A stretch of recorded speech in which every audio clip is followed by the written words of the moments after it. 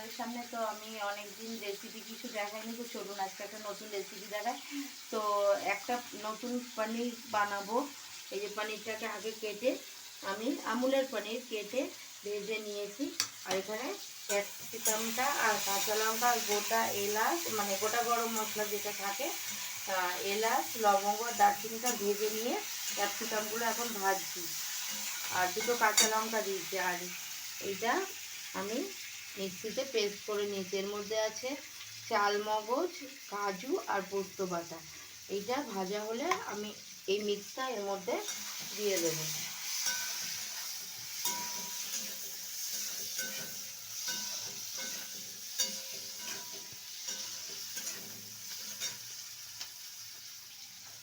এইবারে আমি এই মিক্সটা এর মধ্যে দিয়ে দিচ্ছি।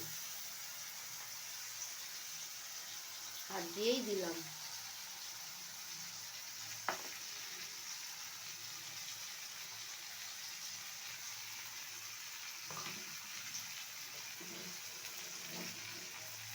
এটা না একটু লো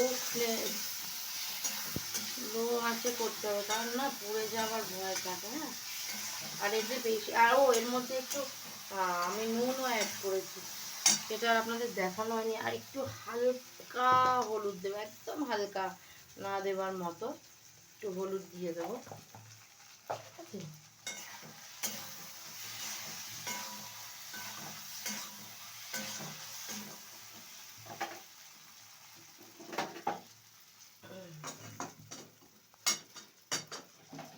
এটা পনিরের কি নাম দেবো আমি বুঝতে পারছি না, তো আপনারা কমেন্টে জানান যে এই পনিরটার নাম কি দেওয়া যায়। ঠিক আছে, দেখুন তাও কড়াতে কেমন লেগে লেগে যাচ্ছে, দেখুন এই দেখুন।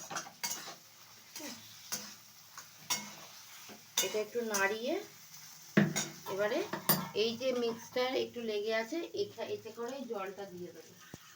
এই ধোয়া জলটা দিয়ে দিলাম।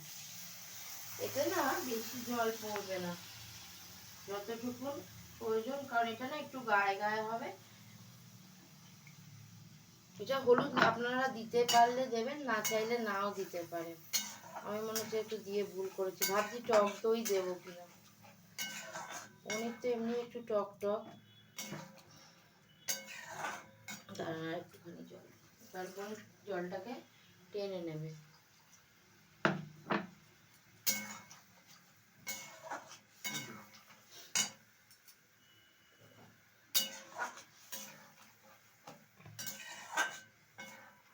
তো একটু ফুটে উঠলে আমরা এর মধ্যে পনিরগুলোকে দিয়ে দেব।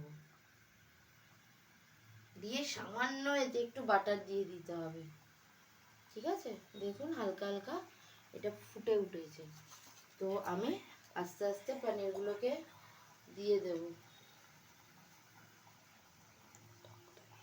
আঁচটা সবসময় কমিয়ে রাখবেন, নাহলে না দৌড়ে যাওয়ার চান্স আছে। আর একটু ক্যাপসিকামটা নরম হোক, নাহলে হবে না। মনে হচ্ছে না একটুখানি জল দিতে হবে, বেশি ঠিকই হয়ে যাচ্ছে, একটুখানি জল লাগবে।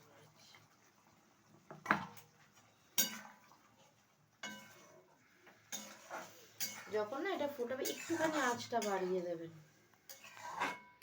ক্যাপসিকামটা তো ভাজা হয়েই গেছে, জাস্ট একটুখানি নরমের জন্য। এবার আস্তে করে করে এই পনিরগুলো এর মধ্যে ছেড়ে দেবো।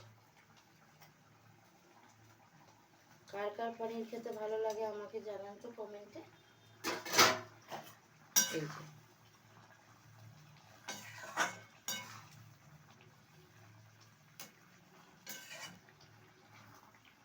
বাটার ইচ্ছা করলে দিতেও পারেন, আবার নাও দিতে পারেন।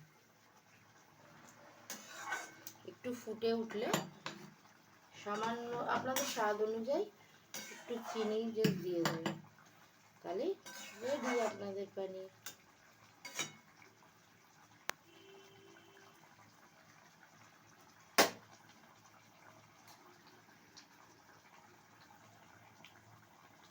রেডি হয়ে গেলে আপনাদের সামনে আবার শেয়ার করব। এখন টাটা।